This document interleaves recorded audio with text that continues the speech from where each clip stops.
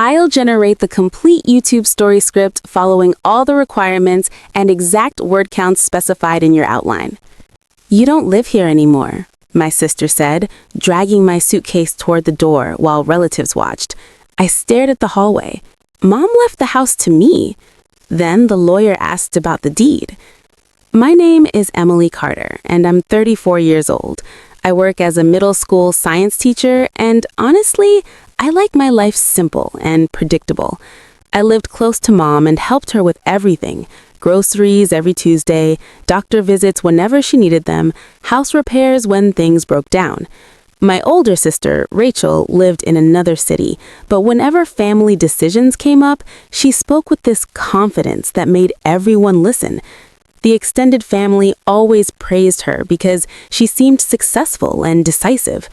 After Mom passed away, Rachel quickly moved into the house and began acting like she owned everything. I felt pushed aside, even though I'd cared for the home and our mother for years. I avoided arguments because everyone was already grieving, but Rachel started making decisions without asking anyone. I wasn't rich or glamorous, but I had something they didn't expect. If you've ever been ignored during family inheritance decisions, you know how it feels. Quiet siblings often get pushed aside after a loss. Subscribe if you've ever felt invisible in family matters. Share similar experiences in the comments. Like or click hype if this sounds familiar. 2 weeks after the funeral, I visited the family home and found Rachel already living there. She'd changed the locks. The furniture was rearranged and family photos sat in different places. She told relatives that Mom left the house entirely to her. I stood in the doorway, keys that no longer worked hanging from my fingers. You helped Mom, sure, but this house is mine now, Rachel said, her voice firm and final. I was shocked because I'd never seen the will or deed. At a family dinner that weekend, Rachel announced she would renovate the house and sell some of Mom's belongings. Relatives began accepting her authority without question. They nodded along as she talked about contractors and paint colors. Rachel turned to me across the table. You should start looking for another place to live, she said casually, like she was suggesting a restaurant. The smell of casserole filled the room, but I couldn't eat. I began doubting myself. Had Mom really left everything to Rachel? But something felt wrong. Quietly, I decided to check the property documents. The county property office revealed the house was still registered under joint ownership between both sisters. Rachel refused to show me any estate documents. The legal process is already completed, she said when I asked to see the paperwork. Her tone made it clear the conversation was over. During a family gathering the following week, Rachel joked that I was clingy about the house. Several relatives laughed, assuming Rachel had legal authority. I felt my face burn hot, but I stayed silent. The sound of their laughter echoed in my ears long after everyone left. A few days later, Rachel cornered me in Mom's old bedroom. She held out a document and a pen. "Sign this," she said. "It gives me full control of the property. Just paperwork to simplify taxes." Her hand was steady, confident. I looked down at the paper, words blurring together. My throat tightened. I felt humiliated, but I stopped arguing publicly. Instead, I began quietly researching the property records and estate filings. Every night after school, I searched through county databases and old files. Rachel grew bolder, talking openly about selling the house within the year. She spoke to real estate agents. She measured rooms for renovations. The family believed her completely.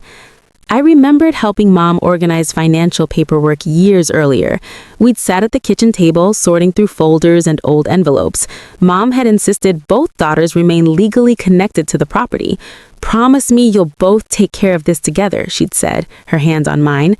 I hadn't understood why it mattered so much back then. What they didn't know was I had copies of the property paperwork Mom asked me to store. I found the original deed documents showing joint ownership in a safety deposit box. I also discovered that Rachel had never legally transferred the property into her name. She'd been bluffing the entire time. The documents were clear, dated, and official. I had a plan they never saw coming. My cousin Michael had always stayed neutral in family conflicts. He was the one who listened without taking sides. I called him one evening and he agreed to help me confirm the property records through the county office. We met at a coffee shop near the courthouse. "Something doesn't add up," Michael said, looking at the documents I'd brought. He also noticed Rachel pushing the family to accept her authority too quickly. "She's moving too fast," he said quietly. Rachel became increasingly confident, assuming everyone believed her story. She began discussing plans to renovate and eventually sell the house. She showed relatives paint swatches and floor plans. I stayed calm and waited for the right moment to reveal the legal truth. Michael suggested confronting Rachel only when official documentation was ready. "Don't show your hand until you have everything," he advised. The tension built as the family planned a meeting to discuss the estate. Rachel sent a group text calling everyone together to finalize decisions. The family gathered in the living room where we'd celebrated holidays for years. Sunlight came through the windows Mom always kept clean. Rachel stood near the fireplace, confident and prepared. She confidently explained her renovation plans in front of relatives. She talked about contractors, timelines, and selling prices. Everyone listened respectfully. I calmly asked to review the official property deed. The room went quiet. Rachel's smile tightened. "That's unnecessary because the house belongs to me," she insisted, her voice sharp. I placed certified copies of the deed on the coffee table. The document clearly showed both sisters as legal owners. Relatives leaned forward to look. "You're trying to embarrass me," Rachel said, her face flushing red. "You tried to push me out of my own house," I replied, my voice steady. Michael confirmed the county records matched the documents. He held up his phone, showing the online property database. Relatives realized Rachel exaggerated her authority. Whispers filled the room. Rachel's confidence collapsed as the room went silent. She couldn't look at anyone. Rachel was forced to accept that the house legally belongs to both sisters. She can no longer make decisions without my approval. The family began recognizing my role in caring for our mother. Relatives who'd laughed before now apologized quietly. I calmly agreed to discuss future plans together instead of being pushed aside. The house remains in joint ownership while both sisters work out a fair solution. We're talking now, actually talking, instead of her just deciding everything. I gained the respect I was previously denied. They believed the loudest voice in the room. In the end, the deed told the real story. Have you been pushed aside during family property decisions?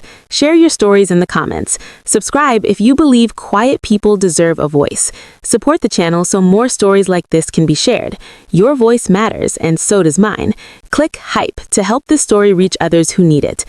Did this story hit home? Let me know by liking the video and sharing your thoughts in the comments. Click Hype to help this story find others who felt the same way. Your support makes a huge difference.